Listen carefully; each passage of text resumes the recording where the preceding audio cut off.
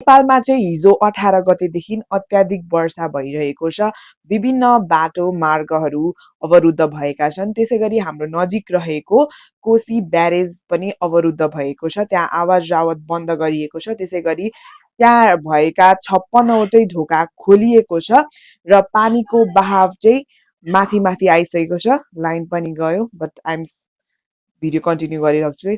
अनि it's Dashain time.